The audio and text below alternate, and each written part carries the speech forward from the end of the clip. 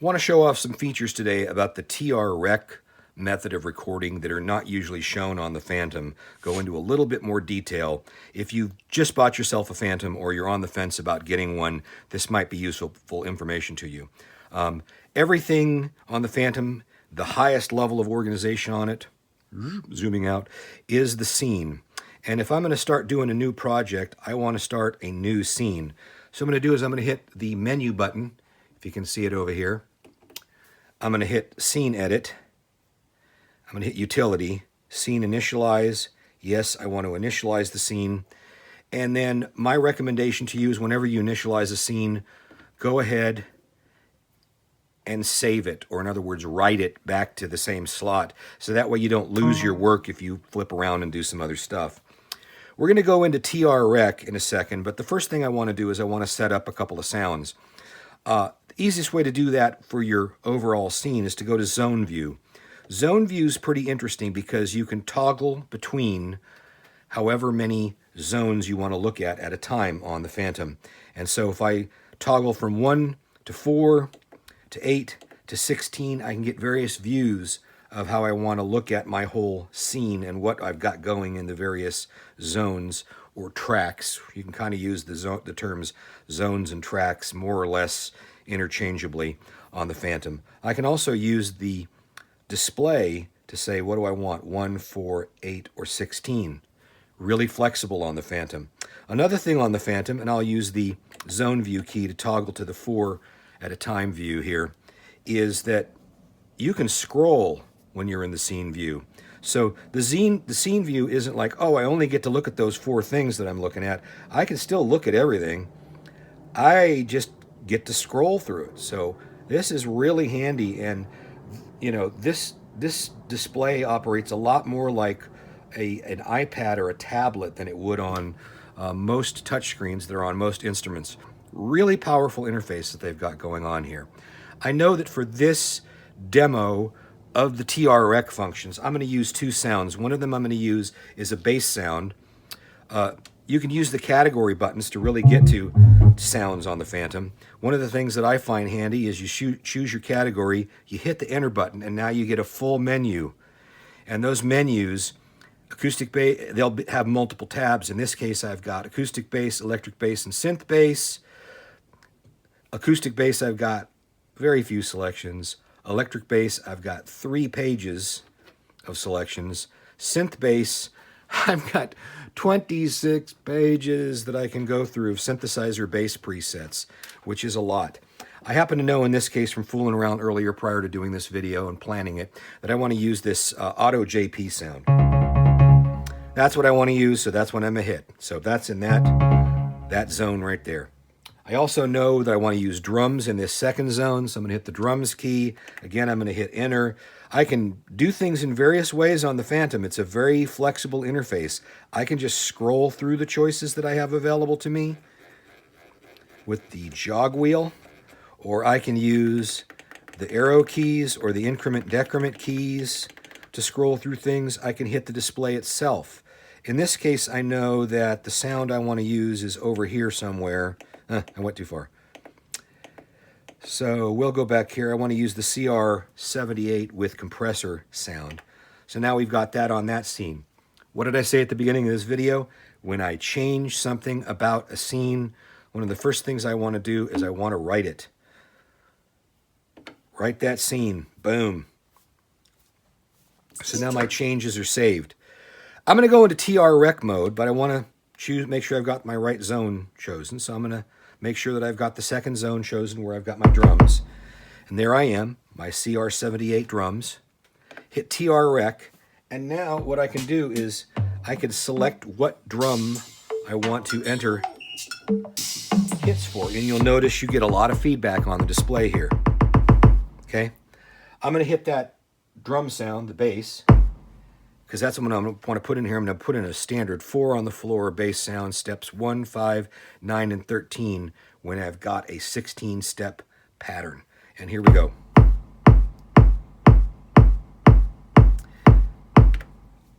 Everybody shows that off. What some people don't show off, and what I'm going to show off here are a couple of other things. You notice I've got velocity set to real here. I hope you can read that on the display. Velocity can be set to real, meaning that whatever you hit on the keyboard, that's the velocity that's going to get put in when you select a step, or you can select whatever velocity you want. So if I wanted to, I can select lower velocities for these by hitting the keyboard. I don't even know if you can hear those on the camera video or not. Or what I can do is I can select the actual velocity I want. So I'm going to select a velocity of 100. I'm going to make those my 5 and my... And if you hear that on the phone, it's got a little bit more life to it. It's not just that robotic 4 on the floor groove. You can choose the 4 on the floor if you want, no problem. Not a problem to do that. Just hit the velocity all the way up there and crank them in there. Now they're there. This also makes it easier to do things like this. If I want to add like a little, I don't know what you'd call it, a grace note, a ghost note.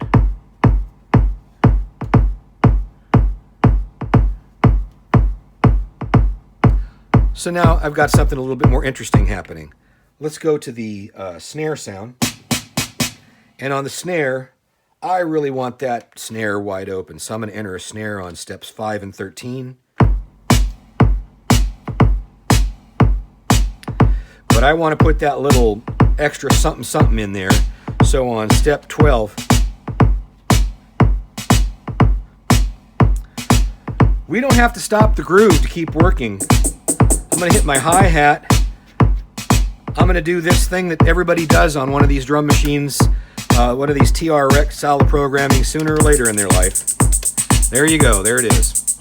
And since I want this to be a little bit more interesting, I'm going to go ahead and enter some alternate velocities.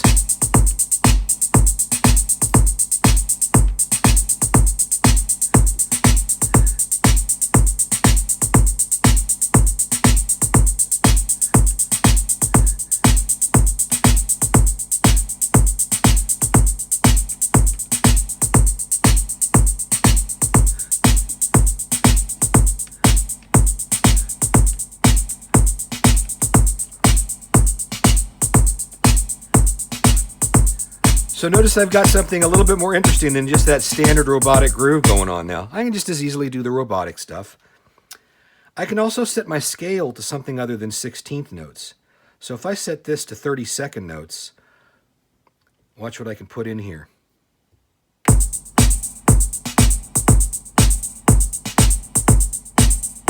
I'm not so sure I like the velocity on those.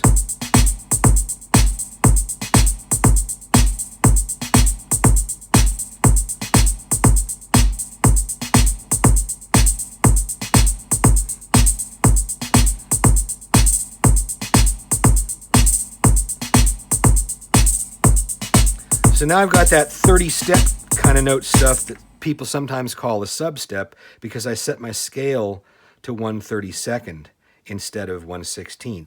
By the way, if I flip back to 1/16, notice that on the display here, I've got these little triangles that show me, yeah, I've got a sub-step going on there. There's something going on like on the 32nd steps there.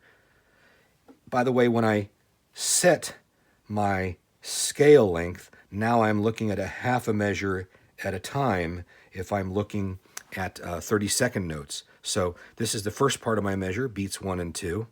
This is the second part of my measure, beats 1 and 2, and that's reflected on the display here. So if I put in another, ghost note or whatever I want to call it, a little sub-step.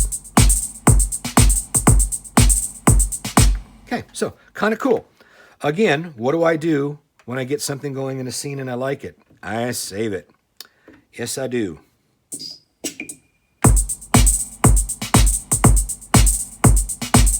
Okay. Now what we're going to do is we're going to flip over, hit zone view, flip over to that bass sound. And I'm only showing TR-Rec today. I'm going to show step recording in another video. So we'll get to step recording in another video, but just TR-Rec today. A lot of people don't realize you can use TR-Rec with things other than drums. I'm going to use TR-Rec today with this bass, and I'm just going to use a single note pattern, and it's going to go like this.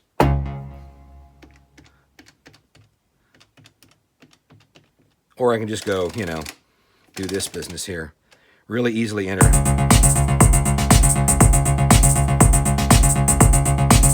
So now I've got that driving 16th note synth bass thing that I might want to have.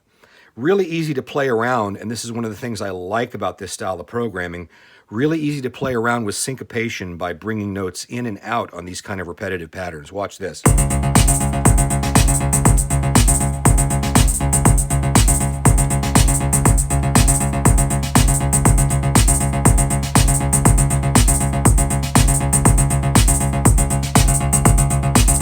Also, even though TR rec mode only records monophonically when you're doing a normal instrument as opposed to drums, that doesn't mean you can't enter other notes. So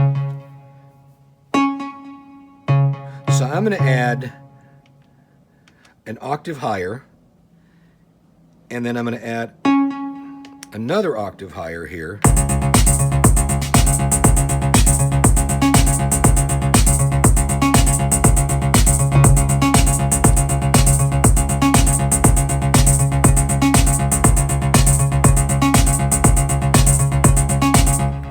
Really easy.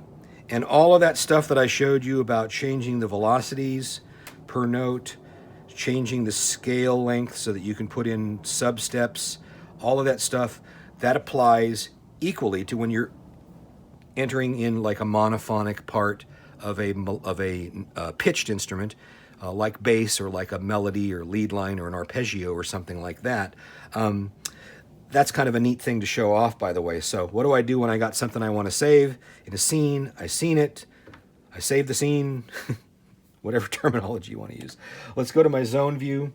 Let's hit a synth part again. I'm going to hit a...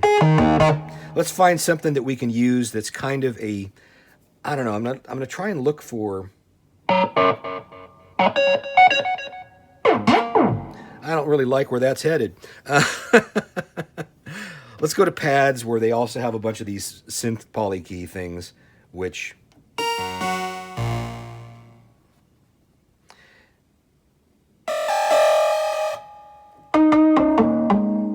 Oh, synth bell pads. Nope, don't like any of that either. Let's just choose a guitar. Let's go with that, okay? So that's my third thing here. TR rec. I'm going to go ahead and I'm going to add...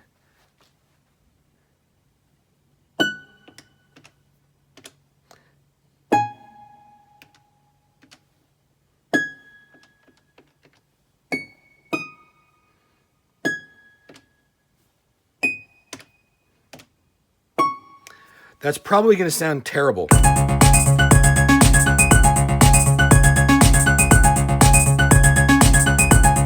Okay, that didn't sound as bad as I thought. So you can add your own little kind of like arpeggiated things that you want to do as well using TR rec mode on pitched instruments, the same way that you can record drums with the TR rec mode.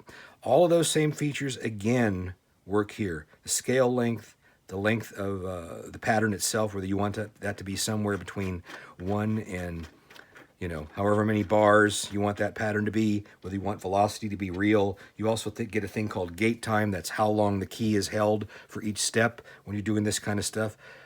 So TR rec mode is a lot more flexible than maybe what you've been shown. I'll come back with another video on step mode, which is also very, very powerful and completely different than TR rec mode, even though you can accomplish some of the same kinds of things. There's some flexibilities there. I'll do that in another video, but that's it for now on the Fantom today. We'll see you next time. Bye-bye.